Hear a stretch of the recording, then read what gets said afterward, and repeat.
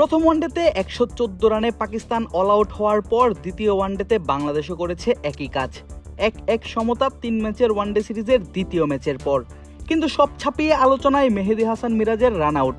সালমান আলী আঘাকে করা run out নিয়ে যখন ভারত পাকিস্তানি সাবেক ক্রিকেটারদের একের পর এক সমালোচনার তীর বিদ্ধ করছে মেহেদী হাসান মিরাজকে, তখন পাকিস্তানের পেসার মোহাম্মদ আমির জানালেন এক হাতে তালি বাজে না, দিলেন এমন আউটের পেছনের এক্সপ্লেনেশন।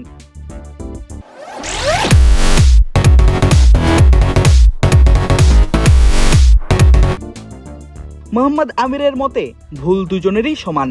মিরাজ দেখাতে পারতেন স্পোর্টসম্যানশিপ, অপরদিকে সালমান আলী আঘার উচিত ছিল আগে দাগের ভেতরে প্রবেশ করা, কিন্তু তা না করে মিরাজকে বল তুলে দিতে যাওয়াটাই ভুল এই পেসারের চোখে। আঘারও ভুল ছিল, আবার মিরাজের আচরণও ঠিক ছিল না। আঘার ভুল হলো কেন আপনি বল তুলতে গেলেন, আপনি কেন ক্রিজ থেকে বাইরে থাকা অবস্থায় বল কুড়াতে গেলেন। এর চেয়ে ভালো হতো আপনি সরাসরি ক্রিজে ফিরে যেতেন, কারণ আপনি ইতোমধ্যে ক্রিজের বাইরে ছিলেন। মিরাজ একজন নেতা এবং তাকে দৃষ্টান্ত স্থাপন করা উচিত ছিল। মিরাজ স্পোর্টসম্যানশিপ দেখাতে পারতেন, কারণ তিনি জানতেন তার কারণেই ব্যাটার ব্লক হয়েছে। আমির নিজের ভিডিওতে জানান ম্যাচের পর বেশ কয়েকবার দেখেছেন রান আউটের রিপ্লে, বোঝার চেষ্টা করেছেন ভুলটা হয়েছে ঠিক কোন জায়গাটায়, কি বা করতে চেয়েছিলেন সালমান আলী আঘা, মিরাজের দৃষ্টি বা ছিল কোন দিকে। এটি একটি 50-50 ব্যাপার ছিল, কারণ আঘারও ভুল ছিল, আবার স্পোর্টসম্যানশিপ বা খেলোয়াড় সুলভ আচরণেরও বিষয় ছিল। প্রথমত, শট খেলার পর সালমান আলী আঘাকে মিরাজ ব্লক করেছিল বলে আমার মনে হয়। আঘা ওই ব্লকের কারণেই থেমে গিয়েছিলেন এবং সাথে সাথে ক্রিজে ফিরতে পারেননি। এরপর মিরাজ স্টাম্পে বল মেরে রান আউটের আপিল করে, তালি আসলে দুই হাতে বাজে। তবে মিরাজ কিংবা আঘা সালমানের থেকেও মোহাম্মদ আমির দেখছেন অন্য কারো দোষ বেশি। এমন আউট দেয়ায় এই পেসারের অভিযোগের তীর আম্পায়ারদের দিকে, বিশেষ করে থার্ড আম্পায়ারের সিদ্ধান্তকেই দুষছেন এই পেসার।